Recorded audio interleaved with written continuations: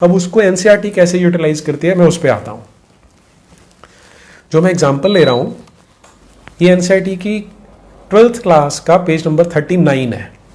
इसमें वो क्या लिखते हैं, यहाँ पे वो फिर से टाइटल है डिफरेंसेस इन रूरल सोसाइटी, कि जो ग्रामीण इलाके थे वहां पर जो सामाजिक डिफरेंसेस थे वो कैसे थे, क्योंकि इन्होंने, मैं बार बार कह रहा हूँ, डिफरेंसेस को बड़ा करके दिखाना है। तो क्या बोल रहे हैं, it is likely that these differences were based on differential access to land, labour and some of the new technologies in such a situation. पहले तो आप इतने को ही देखिए, अगर आप हिस्ट्री पढ़ाते हैं, मैं तो क्योंकि साइंस पढ़ता रहा हूं और पढ़ाता हूं, साइंस में आप कभी भी इफ एंड बट नहीं छोड़ सकते, जो एकदम क्लियर है, एकदम स्पष्ट है, आप वही पढ़ा सकते हैं। और ये शुरू कैसे करें, it is likely that these differences, ऐसा हो सकता है। जब आप ऐसा झूठ बोलेंगे तो बच्चे हैं वो तो इसको सच मान लेंगे। फिर आगे क्या है, in such a situations questions of control over land must have become crucial, must have become crucial. तो कोई एविडेंस नहीं दिया, बस ये बोल दिया must have become crucial as these were often discussed in legal texts, क्योंकि ये लीगल टेक्स्ट में डिस्कस होते थे। और वो लीगल टेक्स्ट कौन सा है, फिर उसी के बारे में क्या कहते हैं आगे, मैं इसको हिंदी में बोलता हूं। मनुस्मृति आरंभिक भारत का सबसे प्रसिद्ध विधि ग्रंथ है। विधि ग्रंथ यानी लॉ बुक है, कानून की किताब है। ये इसमें अगला स्टेप है जो हेरा फेरी करने के लिए मायोवादियों द्वारा डाला जाता है। अब आप इसको कल्पना कीजिए, उन्होंने बोल दिया कि लॉ बुक है, और क्योंकि बुक में पढ़ाया जा रहा है और आपका टीचर भी आपको ये बोलेगा, इसलिए हमारे देश का एजुकेशन सिस्टम ऐसा है कि हम मान लेते हैं कि जो किताब में लिखा था और जो टीचर ने बोला था वही सच होगा। लेकिन सवाल ये उठता है कि किसी भी किताब को लॉ बुक या कानून की किताब माने जाने के लिए क्या कंडीशंस हो सकती हैं। आप इसको इमेजिन करके देखिए, ये लगा रहे हैं इल्जाम मनुस्मृति पे। तो पहला मेरा क्वेश्चन होता है कि क्या जब मनु ने ये किताब लिखी है तो क्या वो ये कह रहे हैं कि कानून की किताब है। मनु ने कहीं पर भी, पूरी मनुस्मृति में कहीं पर भी ये क्लेम नहीं किया कि ये कानून की किताब है, मैं आज से कानून बना रहा हूं, इनको माना जाएगा। फॉर एग्जाम्पल बाइबल है या कुरान है, उसमें कहा जाता है कि तुम्हें इसको मानना है, नहीं मानने वाले काफिर हैं, इनफिडल हैं, उनके सर काट दो। लेकिन यहां ऐसा, जो लिखने वाला है वो ऐसा कोई क्लेम नहीं कर रहा। दूसरा कि क्या पूरी हिस्ट्री में कोई एक भी राजा ऐसा था जिसने ये कहा हो कि मेरा जो कानून चलेगा, मेरा जो शासन चलेगा वो मनुस्मृति के अकॉर्डिंग चलेगा। मैंने जितने राजा पढ़े हैं हमारे देश के, किसी एक ने भी ऐसा कोई भी क्लेम नहीं किया। तो मनुस्मृति लॉ बुक या विधि की किताब नहीं हो सकती। तीसरा है कि क्या किसी शासक के कहने पर यह लिखी गई है किताब। मनुस्मृति के स्टार्टिंग में क्या आता है कि कुछ लोग थे जिनमें कुछ विद्वान थे, कुछ ऋषि थे, वो उठ के जाते हैं मनु ऋषि से मिलने और उनसे कुछ ज्ञान जानना चाहते हैं, और फिर मनु जो उनको बताते हैं उसको उन्होंने रिकॉर्ड किया, जिसे आज हम मनुस्मृति कहते हैं। तो किसी राजा के कहने पे, किसी शासक के कहने पर जो किताब नहीं लिखी गई वो लॉ बुक नहीं हो सकती। तो ये 3 क्वेश्चंस पे मनुस्मृति लॉ बुक नहीं हो सकती। चौथा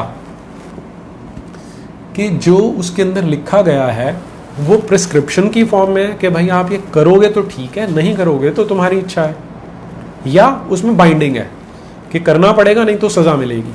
क्योंकि कानून तो कानून तभी होता है जब उसके पीछे प्यूनिटिव फोर्स होती है, कि पुलिस है, उसके पीछे शासन है, तब तो वो कानून की किताब बन सकती है। लेकिन इन चारों क्वेश्चंस का आंसर नो में आता है। तो मनुस्मृति कभी भी हमारे देश में कानून की किताब नहीं रही है, पर बच्चों को ये झूठ पढ़ाया जा रहा है कि ये लॉ की किताब थी, ये विधि की किताब थी। ये वही वाला पेज है, पेज नंबर 39 क्लास 12 का।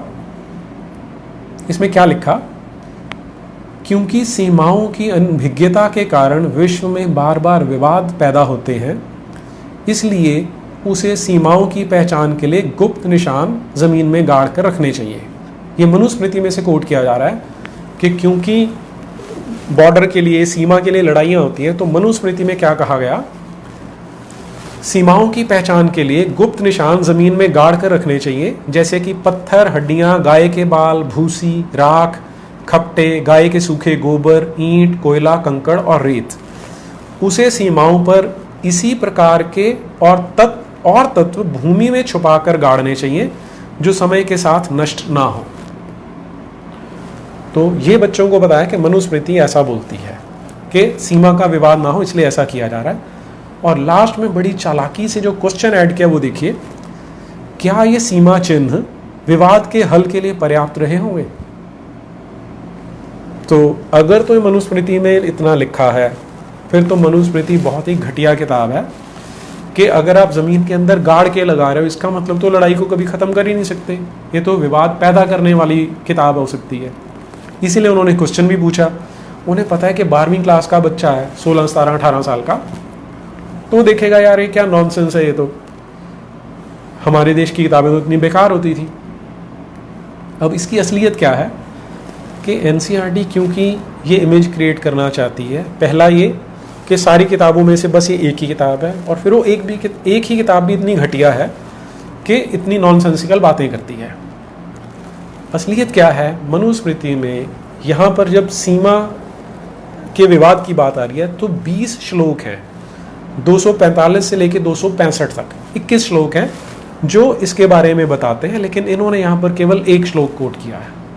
अब मैं सारे 20-21 कोट नहीं करूँगा यहाँ पर क्योंकि टाइम बहुत लग जाएगा, 2-3 पढ़ रहा हूँ मैं।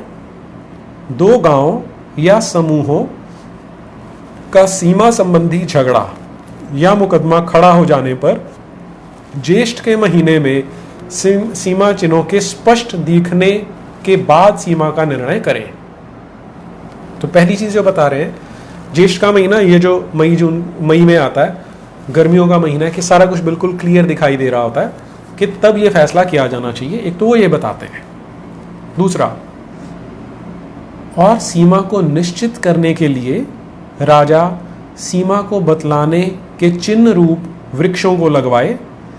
बड़ का पेड़, पीपल का पेड़, ढाक, सेमल, साल और ताड़ वृक्ष और दूध वाले अन्य वृक्षों को, झाड़ वाले पौधों, विविध प्रकार के बांस वृक्ष, सेम की बेल तथा अन्य भूमि पर फैलने वाली लताएं, सरकंडे या मूंज के झाड़ और मालती पौध के झाड़ों को लगवाए। तो इतनी तरह के पेड़ और झाड़ियां बताई हैं जिनको बाउंड्री पे लगाया जाना चाहिए ताकि सीमा का विवाद ना हो।